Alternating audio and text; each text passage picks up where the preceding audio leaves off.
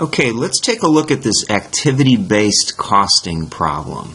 Now, rather than reading it, I'd like you to pause the video at this point and read the problem so that you're familiar with it. Feel free to view this video on full screen if you find it's easier to read.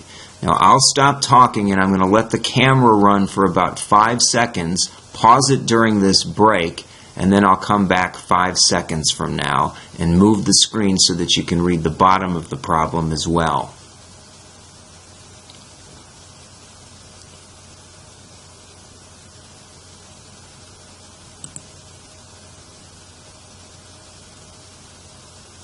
Okay, here's more of the problem, and I'll pause it for another 5 seconds and then provide the requirements next.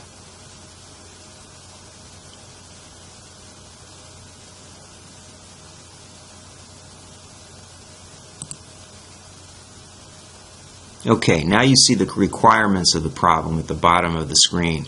So we're going to use the company's current production system, and for 1A we're going to determine the company's predetermined overhead rate using direct labor as the single cost driver. Then to the left of my mouse on 1B we're going to determine the full product cost and selling prices of 1 pound of Kona coffee and 1 pound of Malaysian coffee. Then for part 2 we'll develop a new product cost using an activity-based costing approach for 1 pound of Kona coffee and 1 pound of Malaysian coffee. And then on part 3 there's some narrative questions that you'll be asked to answer. Now in this demonstration I'm only going to provide guidance on how you would approach this problem. I'm not actually going to solve it for you. I'd like you to do that on your own. Okay, now I've moved back to the top where we have some information that we need. Again, you could pause the video. I'm going to stop talking for 2 seconds and then I'll show how we'll approach answering question 1.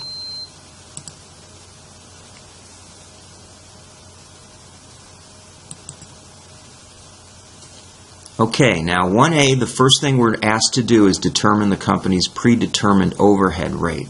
And this is the approach you would use, but I haven't given you the answers. I want you to solve that on your own. To determine the predetermined overhead rate, we're using direct labor cost as the single cost driver. They told us it's $5 per direct labor dollar.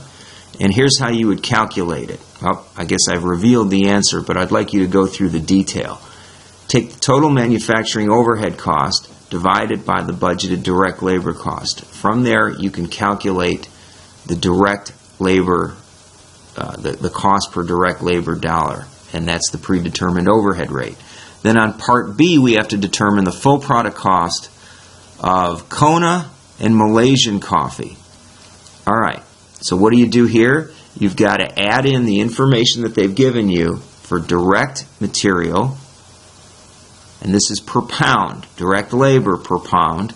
Then we're going to use overhead, and they gave us some hint as how we apply overhead. That gives us the full product cost. Then they tell us that there's a 30% markup, and as a result we can calculate the selling price. Okay, now the requirement for part 2 was to develop a new product cost using activity-based costing approach for 1 pound of Kona and 1 pound of Malaysian. So we've got more calculations to do here. But here's essentially the way you need to approach this. You need to list the activities, list the cost drivers for each activity, and then we've got to determine what was the budgeted activity, what was the budgeted cost, and we can derive the unit cost for each activity. The first one is done for you, so if you need to know where the 1,158 came from and the 579,000, stop the video and go back to one of the points where I paused it so that you could look at the information.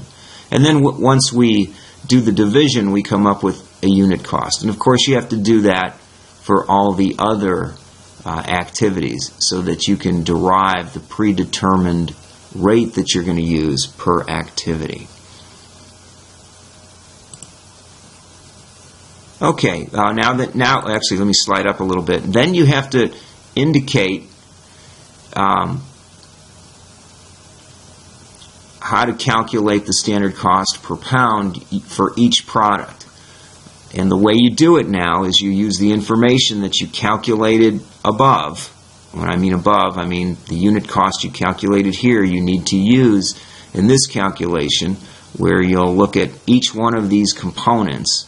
And remember, you need to convert it all to standard cost per pound. Then you're going to do the same thing for Malaysian coffee. Now, here's a little hint. There's a conversion you have to do here by taking budgeted sales divided by purchase order. Okay? And then question 3 asks you to answer some narrative questions, and I'll leave that for all of you to work on your own.